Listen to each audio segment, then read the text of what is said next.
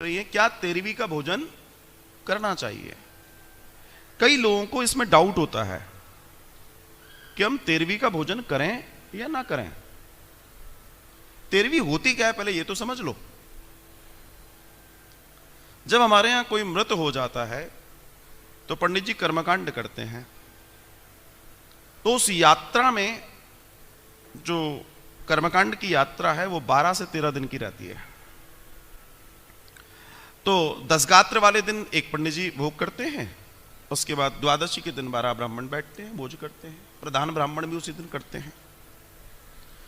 तो उस जिस दिन आपके यहां वो पूजन हुआ है, जिसको आप तथाकथित तेरहवीं कहते हैं, उस दिन जो लोग भोग कर रहे हैं, भोजन कर रहे हैं जो ब्राह्मण, बस वही तेरहवीं है, कोई 14वीं उसमें नहीं है। समझना, शास्त्रों के अंदर सिर्फ ब्राह्मण भोजन की चर्चा की गई है, 12-13 ब्राह्मणों की, ये नगर पंचायत की नहीं की गई है। ये तो आपने और हमने कर लिया है। ये जो सब तमाशा है ये तो हमने अपने स्टेटस और न जाने काय के लिए जमा लिया है। असल में सिर्फ चर्चा वही है। अब बदनाम करा जा रहा है कि साहब देखो ये क्या प्रथा बना रखी है, ये क्या है, ये क्या है। मेरा वीडियो कल ही डला है, कल या परसों मैंने देखा तेरहवीं के ऊपर। अब दूसरे दर्शन में चलते हैं। तो तेरहवीं के साथ एक भोजन की और शुरुआत हुई। वो भोजन कौन सा था? वो था रस्म पगड़ी भोजन। जिस दिन तेरहवीं होती है, द्वादशी होती है, उस दिन एक प्रमुख व्यक्ति की पगड़ी होती है।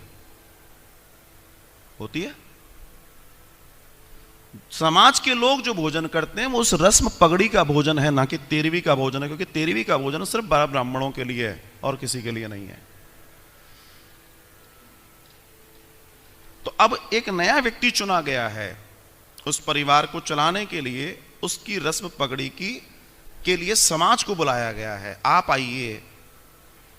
फिर एक प्रश्न, आजकल पढ़ लिख गए हैं, ज्यादा कुछ जानते नहीं हैं, डिग्रियां अच्छी हैं, फिर वो कहते हैं ये तो कुप्रथा है, किसी के यहां कोई मर गया है और उसके यहां इतने सारे लोग खाने चले जाते हैं।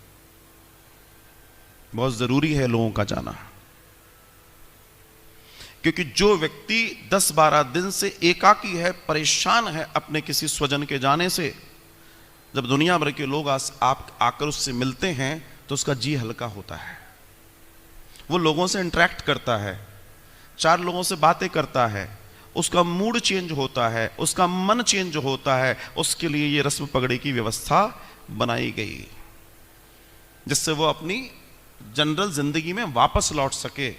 अब विचार करो, अगर चुपचाप से वो 12-13 ब्राह्मणों को भोजन नॉर्मल वे में करा दे और वो चले जाए राम राम करके, वो सामान्य जिंदगी में कब लौट पाएगा? क्योंकि उसके पास तो कोई नहीं है। वो उसी में घुटता रहेगा, तस्वीरें देखता रहेगा, यादों में बना रहेगा। उसका जीवन कैसा हो जाएगा? वो डिप्रेशन में चला जाएगा। इसलिए एक उत्सव उसके साथ जोड़ दिया गया रस्म पगड़ी का, कि इस बहाने लोग आएंगे, वो अपने रिश्तेदारों से मिलेगा। क्योंकि जब उसके यहाँ मृत्यु हुई थी तब तो वो रोने धोने में लगा हुआ था, उसे मालूम ही नहीं था। फिर बेचारा जब अपनी गति में आ रहा है, तो आज से, क्योंकि लोग आए तो बातचीत होती है ना, जिसके यहां कोई नहीं भी रहा है तो वो भी हंस हंस के बात करता है। फिर कोई मिलने भी आए तो 1 सेकंड के लिए आंसू आते हैं, फिर वो नॉर्मल हो जाते हैं। कितने आएंगे आंसू? आंसू भी थक जाते आते आते।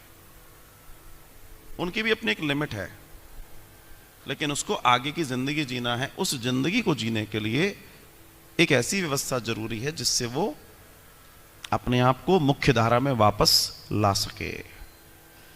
तो सामान्य व्यक्ति तेरहवीं का भोजन नहीं करता, असल में वो रस्म पगड़ी का भोजन करता है, जिसमें कोई दोष नहीं है। लेकिन आज इसी तेरहवीं को लेकर एक बड़ी कुरीति ये आ गई है कि साहब कुछ हो या ना हो, बेचकर भी करना है तो ये गलत है।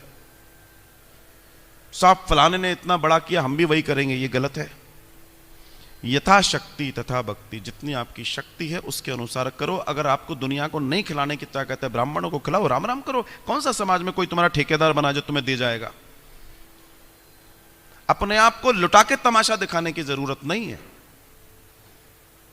और ये तमाशा जितने अपने आप को लुटा के दिखाते हैं, बाद में ये फिर क्या होता है मुझे बताने की जरूरत तो नहीं है। झूठा दिखावा किस काम का? शास्त्रों में कहीं दर्शन नहीं है कि पूरी भीड़ को बुलाओ, उसमें सिर्फ 12-13 ब्राह्मणों के भोजन की चर्चा है, कहीं कोई चर्चा नहीं है। और ये तो कोई भी कर सकता है, गरीब से गरीब, अमीर से अमीर कर सकता है। लेकिन बात यह है कि जब गरीब करता है तो उस बेचारे के नल के पानी में बर्फ डाल के विवाह में आए हुए लोगों को पानी पिलाया जाता है, और जब अमीर करता है तो बॉटल सर्व करी जाती हैं। चीजें ऐसे चेंज हुई हैं। 20-25 साल पहले तो हम तो सभी वही पानी टंकी में बर्फ का वो जग, वही हाथ, वही, अब तो वो मोमजामा फोमजामा क्या क्या पहन के नाटक नौटंकी आ गई। वही जग, वही गिलास कांच के, उसी को वो धो रहा है, उसी को आपको दे रहा है। आप कह रहे हैं आनंद आ गया, आज तो पूड़ी में सब्जी में आहा लिपटमा बनी थी, आनंद आ गया। और आज वो बेचारा 100-150 प्रकार का भोजन बना रहा है, उसको ही नहीं मालूम क्या बनाया, सिर्फ देखा देखी में, मालूम है 185 तरह के आइटम थे हमारे यहां विवाह में। उससे पूछो 85 गिना दे तो मुंह देखने लगेगा। कोरा ये जो हो गया है ना दिखावा, इसने ना जाने कितने लोगों को तो खत्म कर दिया।